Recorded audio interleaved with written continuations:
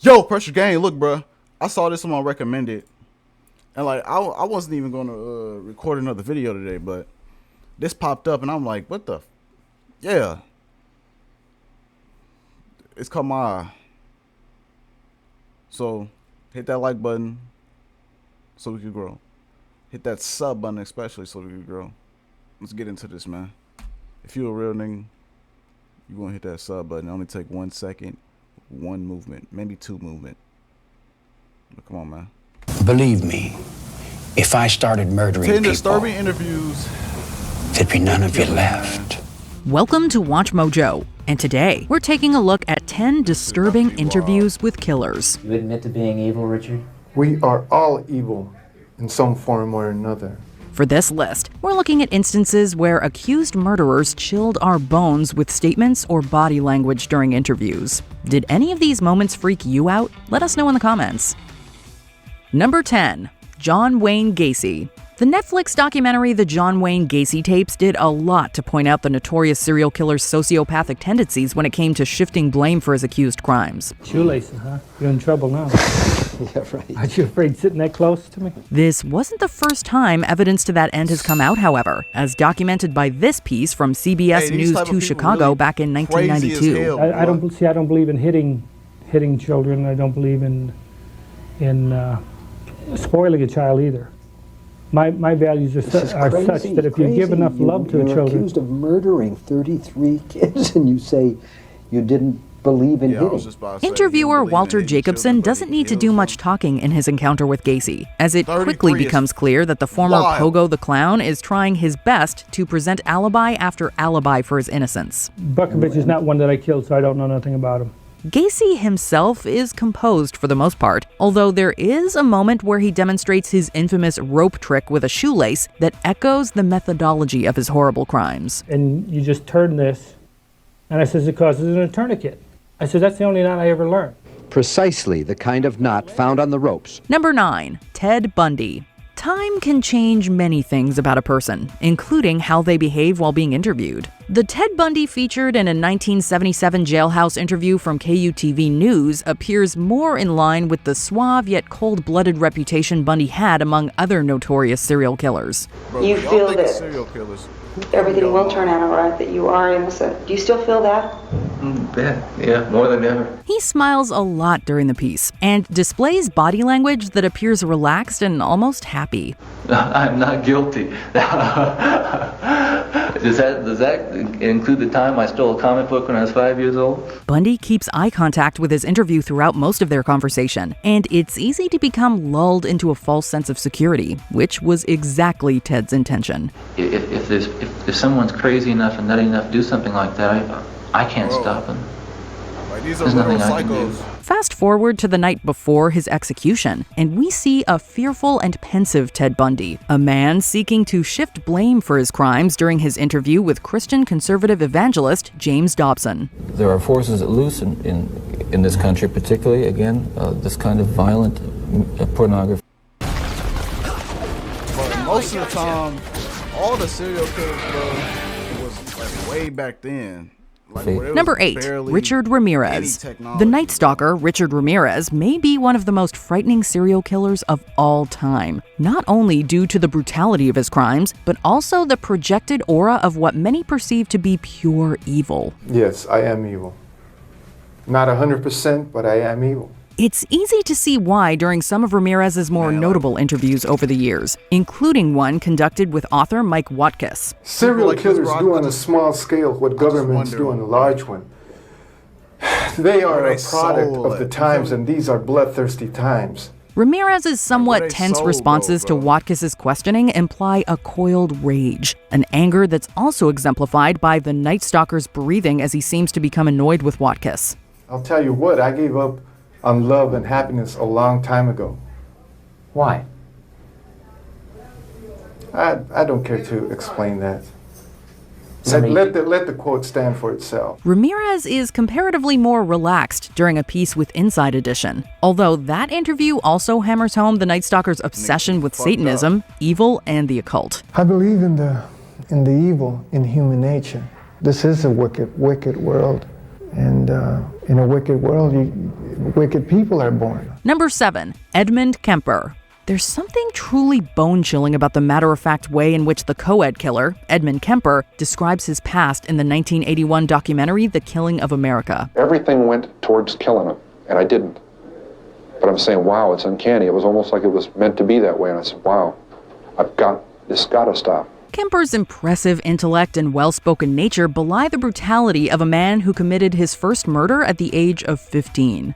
And if it had been in a city, I would have been a mass murderer at age 15. I would have killed until they gunned me down. I wouldn't have been able to reason my way out of it. The killer even makes a self-referential joke to his modus operandi of picking up hitchhikers by putting on a pair of glasses and asking the camera whether they would get into a car with him. Now, would you get in the car with this man? Huh? Kemper's mental state comes across as perpetually active, like a bubbling pot of water about to boil over, while the documentary's exploitative narration pushes the creep factor of this one over the top. I am an American, and I killed Americans. I am a human being, and I killed human beings. And I did it in my society. Number 6, Jeffrey Dahmer. There's no barely repressed rage within the demeanor of Jeffrey Dahmer as he discusses his history with interviewer Stone Phillips. And I acted on my fantasies, and that's where everything went wrong. Nor are there any wild headline-grabbing theatrics. Instead, Dahmer's quiet and soft-spoken recounting of his horrible crimes lends the piece that much more power. The only motive that there ever was to completely control a person that I found physically attractive. There's the power of shock as he discusses the failed attempts at creating, quote, living zombies with the remains of his victims. The killing wasn't the objective. I just wanted to have the person under my complete control. There's also the power of how Dahmer's moments of shocking violence are undercut by the killer's regret for the decisions he made, and the futility of what seemed to be a date with infamy and destiny. Once it happened the first time, it just seemed like it had control of my life from there on in. Number 5, Gary Ridgway. Gary Ridgway, aka the Green River Killer, was one of the most prolific of all American serial murderers. Well, I whipped out my ID, and with my ID would be I'd put my finger over my driver's license to hide my name. Ridgway was also perhaps one of the most unrepentant, a sentiment that's placed front and center during any of his interviews. A picture of my son. They would know I was a probably normal person. Take, for example, one he did with FBI psychopathy profiler Mary Ellen O'Toole, where he very calmly describes how he would gain the trust of his victims. The only thing that would be better than that would be to have your son in the car with you. That would be an incredible ruse.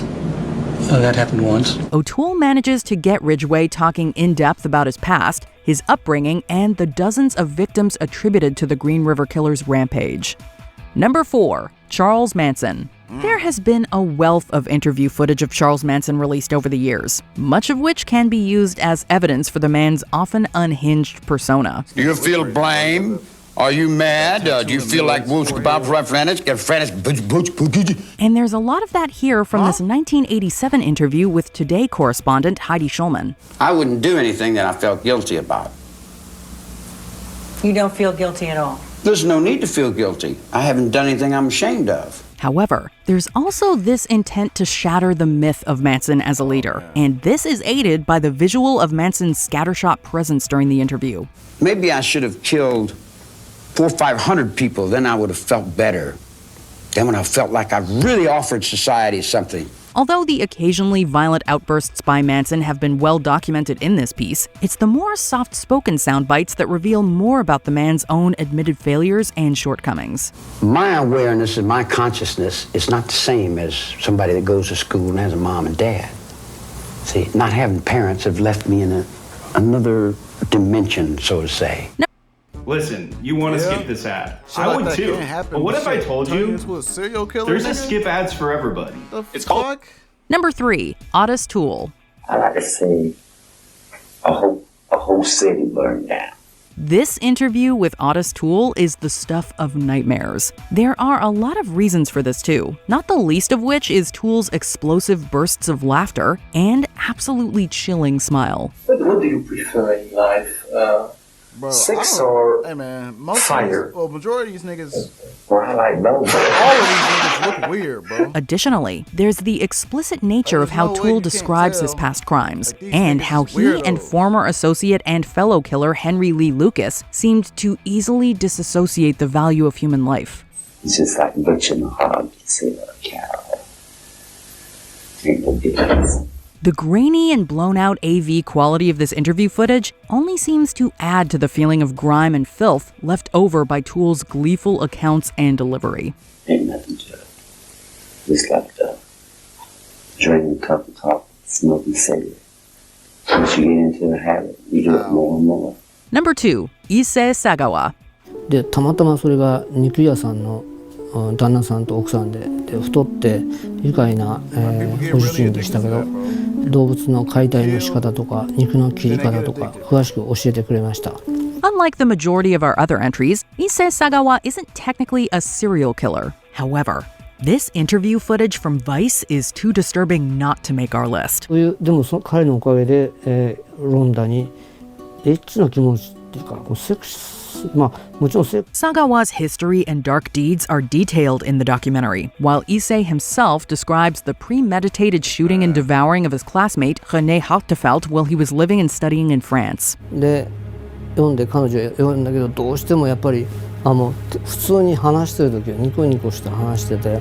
Sagawa's obsessions are also detailed in the piece, as well as the legal loopholes that allowed the killer to escape prison time for his actions. Sagawa's quiet and fragile demeanor undercuts his words, all spoken in equally hushed and inoffensive tones. It is a frankly horrifying and unbelievable story. 男じゃなくて綺麗な女性に殺されたい。もちろんそれはファンタジー。 Before we continue, be sure to subscribe to notified for occasional videos or all. Number 1, Eileen Wuornos. This interview with Eileen Wuornos on the eve of her execution is disturbing for a number of reasons. I'm okay. God is going to be there. Jesus Christ is going to be there. All the angels and everything. For starters, there are the crimes for which Wuornos was convicted, but there are also the stories Eileen tells about her treatment in prison. They had the intercom on in the room, and they kept lying that it wasn't on, and they were using sonic pressure on my head since 1997. Her accusations of sonic torment and food tampering speak to her paranoia and mental state during this time. And then one day I didn't wash my food off, and I was sick for 3 weeks, almost died. A state that gradually reaches a fever pitch during the interview. Yeah, thanks a lot. I lost my life because of it. Couldn't even get a fair trial. Wuornos' face as she directly addresses the camera is chilling, and the audience can only stare back into her eyes as the condemned killer accuses society of, quote, railroading and, quote, sabotage. 2019, Iraq's supposed to hit you anyhow. You're all gonna get nuked. Do you agree with our picks? Check out this other recent clip from Watch. Man, what'd she say at the end? 19, Iraq's supposed to hit you. Quote, railroading and, quote, sabotage. 2019, Iraq's supposed to hit you anyhow. You're all gonna get nuked. 2019. Lady, that was 5 years ago. These some crazy motherfuckers, man. Crazy motherfuckers, man. Hey, man, I hope y'all enjoyed this. Like, comment, subscribe. Let me know in the future, dog. Roll to 10K. Hit that sub button, man. I'm out, man.